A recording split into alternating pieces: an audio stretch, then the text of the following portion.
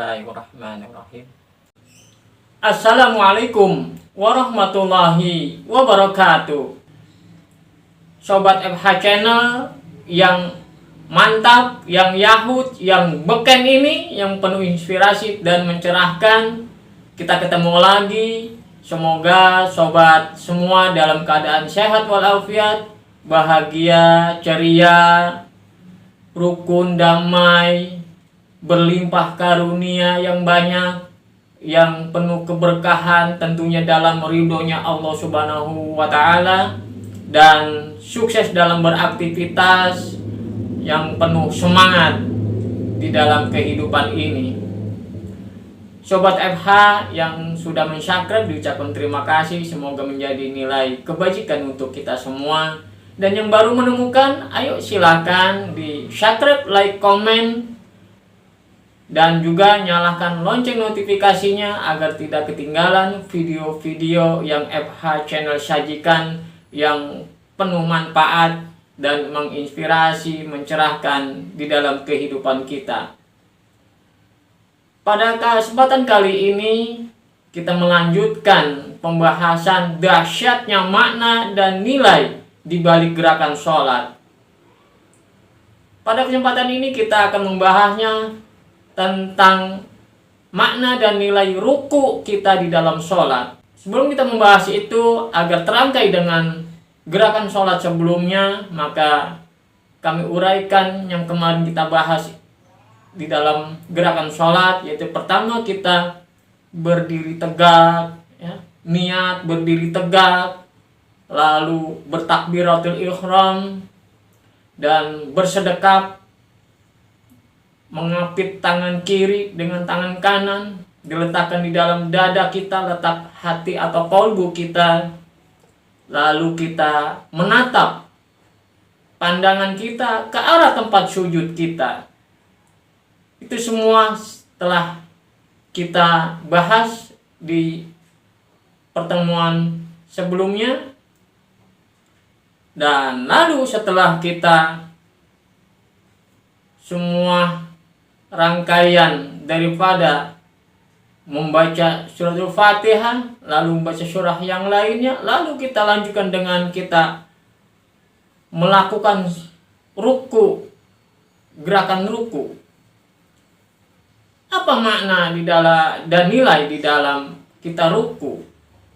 Tadi setelah kita mengikrarkan, mengitikadkan hati kita berpegang teguh kepada Allah, hukum Allah yang dibawa oleh Rasulnya, Nabi penutup bagi manusia yaitu Muhammad SAW, kita berdiri tegak, beritikad untuk menegakkannya semata-mata karena Allah, tidak tunduk kepada manusia atau aturan-aturan manusia yang bertentangan dengan hukum-hukum Allah.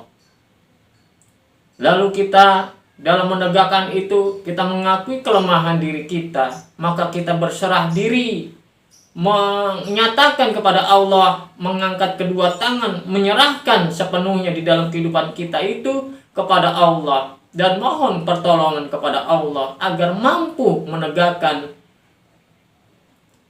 hukum-hukum Allah, ajaran Allah yang dibawa oleh Rasulnya di dalam kehidupan kita. Lalu kita mendekam hati, mendekam tangan kita dengan menutup hati agar hati kita tidak terkontaminasi dengan gemerlapnya kehidupan dunia ini yang penuh tipu daya, yang kenikmatannya itu menipu daya manusia, bagaikan magnet yang menarik diri manusia untuk memasukinya, untuk mengejarnya, agar manusia tersimpangkan jalannya dari tujuan hidupnya, yaitu berbakti kepada Allah, tunduk dan patuh kepada Allah di dalam kehidupan ini. Agar manusia itu tadi tersimpangkan dari jalannya, melupakan tempat tujuannya menuju akhirat, yang ujungnya daripada dunia adalah liang kubur, yang kita semua akan memasukinya. Dan semua setelah kehidupan ini yaitu yang terpenting keselamatan setelah itu, setelah kita hidup, adalah kehidupan kita. Laku perbuatan kita di dunia ini yang sesaat, itulah penentu bahagia atau sengsaranya kita nanti di akhirat. Bahkan di dalam doa itu kita menyatakan, Hanifah muslimah, kami lurus dalam menjalani hidup ini, lurus berhukum sesuai apa yang Allah inginkan, atas apa yang Allah ridhoi, tunjuki bagi kami di dalam kehidupan ini. Kami lurus berpegang teguh tanpa menyimpangkan, membelokkannya sedikit pun. Hanif, lurus, tegak lurus. Muslimah, kita berserah diri. Lurus hati kita, lurus jiwa raga kita dalam berserah diri kepada Allah, dalam berpegang teguh, menyatakan diri kita selaku penegak ajaran Allah di atas muka bumi ini sesuai dengan kemampuan kita masing-masing. Kita hanifah muslimah, lurus, patuh, tunduk kepada hukum-hukum Allah. Maka kita nyatakan hidupku, ibadahku, pengabdianku, ketunduk patuhanku, dan penegakan sholat ini semata-mata karena Allah Subhanahu wa ta'ala, lurus tanpa berniat kepada sesuatu selain Allah. Lalu kita isi diri kita, yaitu hati kita, kolbu kita, jiwa kita, dengan cahaya ilahi, dengan ayat-ayatnya kita lantunkan, kita isi hati kita dengan petunjuk Allah. Lalu semuanya itu, setelah kita selesai menyatakan itu, lalu kita melakukan ruku di dalam sholat. Nah, kesempatan kali ini kita akan membahas ruku, makna dan nilai ruku di dalam sholat. Lalu kita ruku kepada Allah. Kita sedikit membahas ruku, posisi ruku yang kita lakukan.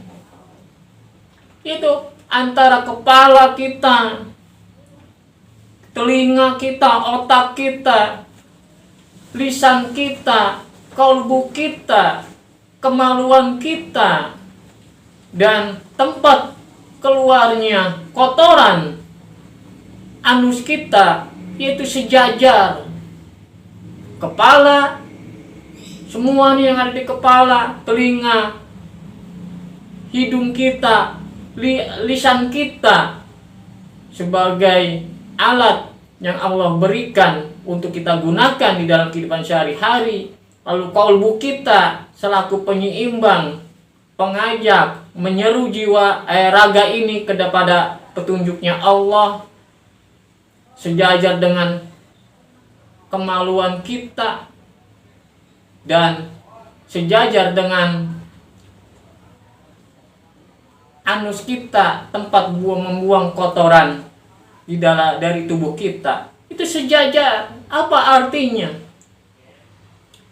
Semua di jiwa raga kita ini harus kita sejajarkan, harus kita kompakkan semuanya di jalan terangnya Allah. Setelah tadi kita nyatakan tunduk patuh kepada Allah dengan lurus, sesuai dengan apa yang dicontohkan oleh Rasulnya Muhammad SAW, lalu kita wujudkan di dalam ruku ini, semuanya kita luruskan dari kepala sampai pantat kita, tempat buang kotoran kita luruskan. Semuanya itu harus tunduk patuh kepada Allah.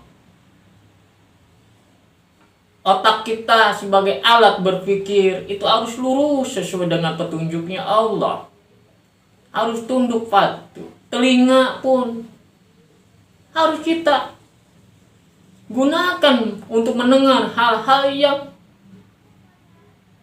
maslahat, yang penuh kebaikan, yang Allah ridhoi. harus tunduk patuh. Lisan pun sama, hidung pun sama, tempat menghirup, mencium. Lisan pun tempatnya memasukkan makanan, tempatnya kita berkata-kata, berucap, berkomunikasi. Itu pun harus kita tundukkan berdasarkan petunjuk Allah, sesuai aturan yang Allah ridhoi.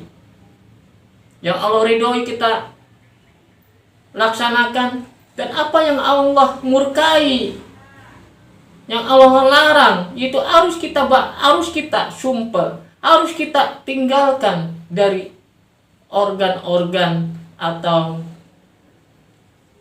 anggota tubuh kita yang kita gunakan di dalam kehidupan sehari-hari. Itu makna dan nilainya. Terus kalbu yang tadi kita isi dengan cahaya nur ilahi, petunjuk-petunjuk Allah itu sebagai penyeimbang, selaku sebagai penggerak dari anggota seluruh tubuh kita. Kenapa dari kalbu kita itu ke atas, ke kepala, harus sejajar dengan perut, dengan alat kelamin kita, bahkan dengan tempatnya membuang kotoran? Kenapa harus sejajar? Itu harus kita bongkar. Apa sih makna dan nilai itu yang kita lakukan di dalam ruku? Kalau kepala itu kita anggap simbol dari kemuliaan manusia, letak kemuliaan manusia ada di kepalanya. Bila kepala manusia itu tidak dihormati orang, maka kita akan marah. Kalau kepala kita ditoyor atau tidak dihargai orang, maka kita akan marah karena letaknya kemuliaan kita selaku manusia. Tapi di dalam ruku kenapa harus disejajarkan dengan alat kelamin kita, dengan tempat membuang kotoran diri kita? Karena ini harus kita pikirkan. Karena kepala, yang ada di kepala, baik itu otak kita, telinga kita, hidung atau lisan kita, itu lebih banyak mendurhakai Allah, lebih banyak menyimpang, kecenderungannya menyimpang dari atas apa yang Allah ridhoi. Lebih banyak yang ada di kepala ini yang melakukan penyimpangan, yang melakukan larangan Allah, dan paling sulit menjaga atau melaksanakan atas apa yang Allah ridhoi. Itu di dalam kepala kita. Mata sering melihat hal-hal yang tidak baik, kecenderungannya. Telinga pun sama, mendengarkan hal yang tidak baik. Lisan pun sama, memakan yang tidak baik, berkata-kata yang tidak patut, yang tidak senonoh. Bahkan kita menyatakan kemaksiatan kita, membanggakan yang kita utarakan melalui lisan kita, dan lain sebagainya yang sama-sama kita ketahui di dalam kehidupan kita. Kenapa harus disejajarkan?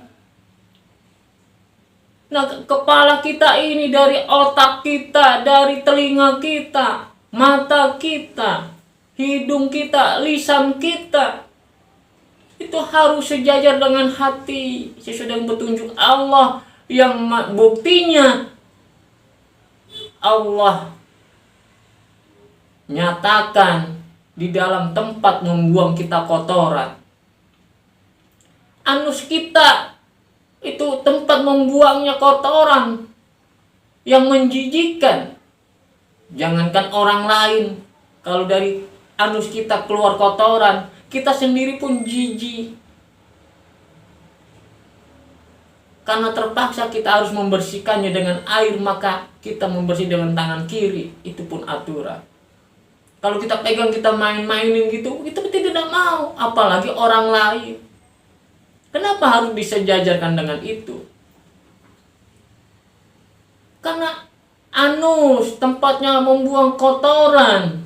Dia itu tunduk patuh kepada Allah. Anus itu tidak pernah berkhianat kepada Allah. Dia ingin membuang kotoran sesuai dengan apa yang Allah perintahkan. Tanpa Allah perintahkan, dia tidak pernah membuang kotoran dari dalam diri kita. Itu maknanya. Anus tempatnya membuang kotoran, dia itu tunduk patuh kepada Allah. Di dalam kehidupan ini, selama kita hidup, dia itu tunduk patuh kepada Allah. Waktunya Allah buang kotoran, maka mules perut kita, keluar dari anus kita kotoran yang ada di dalam diri kita. Begitu juga jakar kita. Dia tidak mungkin mengeluarkan air seni kita, air kencing kita tanpa Allah perintahkan. Maka tatkala Allah perintahkan buang air seni atau air kencing yang ada di diri si fulan, maka baru ingin kencing. Tuh, dari jakar kita, dari kemaluan kita, mengeluarkan air seni kita, air kencing kita keluar, limbah di dalam diri kita keluar dari alat kelamin kita. Dia pun bila ini syahwat, dia pun akan otomatis karena dia tunduk patuh kepada Allah. Masalahnya dia akan tunduk patuh kepada Allah sesuai dengan hukum Allah, tergantung kita yang diberikan amanah itu kita gunakan di jalan apa. Apakah sesuai dengan petunjuk Allah, ataukah menyimpang atau melanggar atas apa yang Allah ridhoi. Itu semuanya ada di dalam diri kita. Kita diberikan fasilitas dan kita diberikan otoritas penuh untuk menggunakannya, untuk memanfaatkannya sesuai apa yang kita inginkan. Diberi kebebasan. Mau tunduk patuh kepada Allah, silahkan. Mau menyimpang, mau mendurhakai atau sesuai dengan apa yang Allah larang, silahkan, kata Allah. Kamu patuh atau tidak membuat Allah itu, Sang Pencipta itu, rendah dari kedudukannya. Melainkan kalau kita tunduk patuh sesuai dengan petunjuk Allah, adalah untuk kita sendiri nanti setelah kita meninggal, setelah kita wafat, meninggalkan alam dunia ini, itu akan kita nikmati yang Allah janjikan, karena Allah tidak pernah mengingkari janjinya. Tapi kalau kita gunakan fasilitas yang Allah berikan ini tidak sesuai dengan apa yang Allah ridhoi, kita gunakan apa yang Allah larang, ingat, kita akan mengakhiri kehidupan ini dengan kematian, dan kita akan memasuki penantian manusia akhirat ke alam barzah, alam kubur. Di situ kita akan memetik semua karya kita, semua amal perbuatan kita di dalam kehidupan ini selama kita hidup. Perut pun sama. Perut tatkala diisi dia akan kenyang, sudah otomatis dia tunduk patuh kepada Allah. Tatkala dia lapar, dia pun terasa lapar karena sudah tersistem ketundukannya kepada perintah Allah. Makanya kita dalam ruku ini harus sejajar. Antara kepala yang di tengahnya ada kolbu sebagai kerajaan di dalam diri manusia, dan disejajarkan dengan alat kelamin kita, perut kita, dan anus kita, tempat membuang kotoran dari dalam diri kita. Itu harus sejajarkan agar semua ini harus tunduk patuh kepada Allah sesuai apa yang Allah ridhoi. Allah bilang kerjakan sesuai kemampuan. Allah bilang tinggalkan, jangan dilakukan, maka berusaha. Mungkin kita harus meninggalkannya. Itu sobat FH yang berbahagia, yang kita renungkan, yang harus kita kaji, agar di dalam gerakan ruku kita ada makna dan nilai yang kita petik untuk kita terapkan di dalam kehidupan ini. Lalu tangan kita memegang, menyengkrang lutut kita, kaki kita pun berdiri tegak kokoh, diapit dengan kedua tangan kita di masing-masing lutut itu, menyengkrang, agar tercipta fondasi kehidupan di dalam kehidupan kita yang kokoh, sebagai kuda-kuda untuk menopang di dalam kehidupan kita. Kita melaksanakan kehidupan ini harus tunduk kepada Allah, maka butuh kekuatan yang dahsyat dari dalam diri kita. Sebagai simbolnya, tangan kita mencengkram kedua lutut kita, kaki kita berdiri kokoh, kencang, dengan menarik urat-uratnya, otot-ototnya. Itu menandakan agar kekuatan yang kita butuhkan untuk menegakkan ini antara kepala, terciptanya keseimbangan antara kepala, kolbu, dan alat kelamin kita dan anus kita, perut kita, maka dibutuhkan kekuatan yang konsisten dari kedua tangan kita dengan kaki kita. Karena tangan simbol daripada perbuatan kita untuk melaksanakan ke perbuatan kita atas perintah kepala kita, perintah apa yang kita lihat, apa yang kita dengar, dan apa yang kita rasa. Ini tangan selaku simbol melaksanakan perintah dari apa yang kita inginkan. Tanganlah yang berbuat simbol perbuatan. Maka untuk menopangnya, tangan ini bisa berbuat, kita menuju ke sana, maka kaki melangkahkan. Kaki pun sebagai simbol untuk fasilitas kita dalam melaksanakan perbuatan yang diperintahkan oleh diri kita, baik itu kebaikan maupun keburukan. Kedua tangan ini adalah sebagai simbol, dan kedua kaki ini sebagai simbol juga atas terlaksananya perbuatan kita itu, baik buruk maupun yang lainnya. Makanya kedua tangan ini dan kedua kaki ini harus selaras, harus sepakat dia menopang anggota tubuh kita nih yang di atas. Ini sebagai simbol kekuatan, harus beriktikad yang kokoh dari diri kita untuk menuju Allah, untuk patuh tunduk kepada Allah. Dan kedua tangan ini pun harus sepakat, kedua kaki ini, agar ketundukan itu tercipta di dalam kehidupan kita. Karena hidup bukanlah untuk kita bermain-main. Hidup adalah sesuatu yang sangat serius, yang sangat mendasar. Kalau kita tidak menseriusi kehidupan ini, maka semuanya akan berbuah penyesalan yang tiada taranya. Karena kehidupan setelah di alam dunia ini, semuanya tergantung dari perjalanan kehidupan kita di dunia ini. Itulah simbol kita di dalam gerakan ruku itu. Yang intisarinya sobat FH yang berbahagia, yang intisarinya agar kepala ini,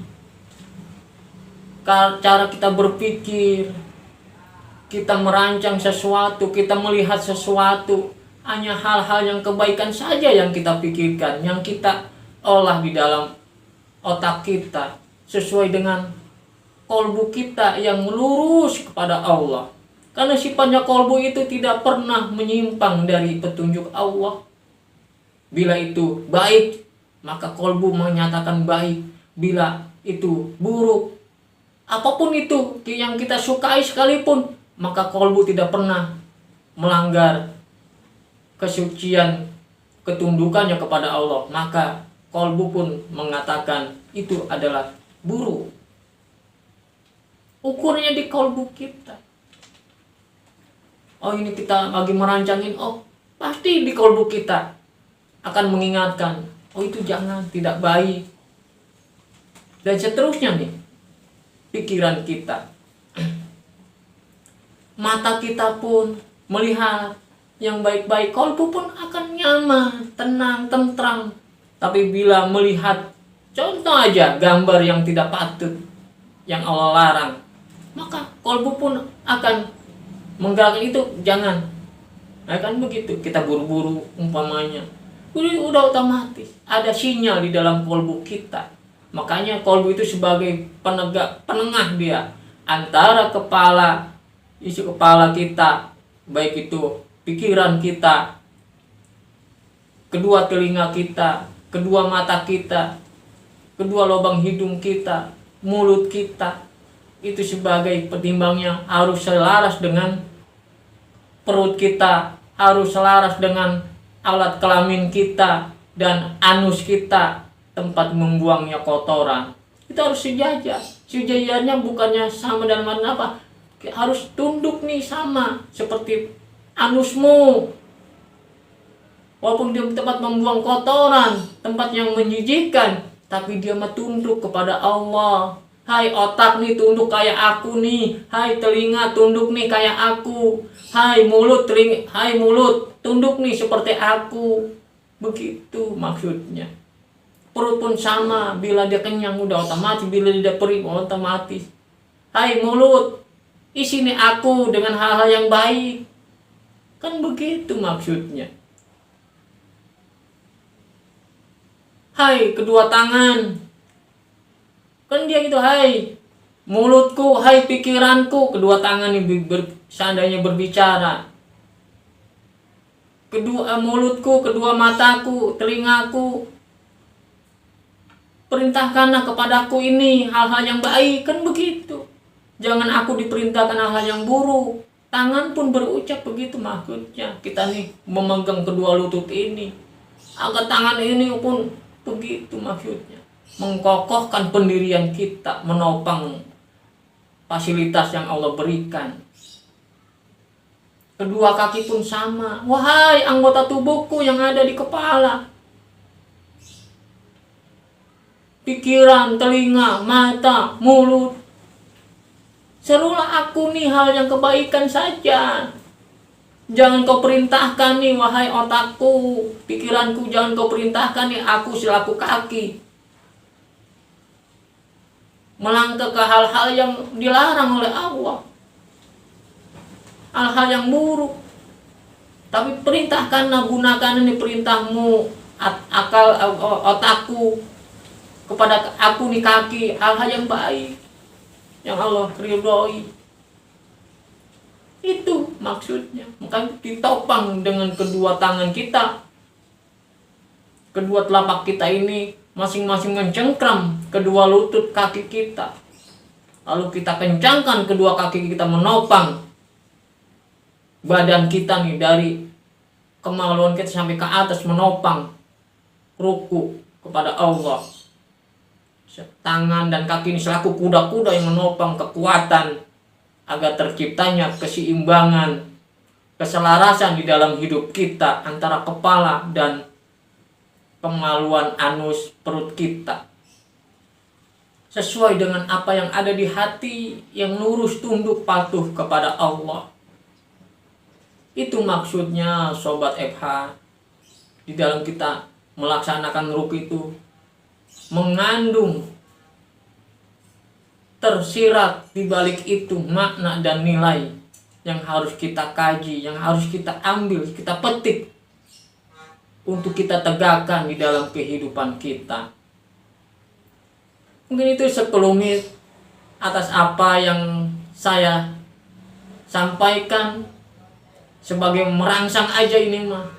Hanya sekelumit. Banyak lagi nilai dan makna yang terkandung di dalam sujud bila kita pikirkan, merenungkan nanti Sang Pencipta yang Allah berikan nilai-nilai tersebut untuk kita pahami dan kita cerna.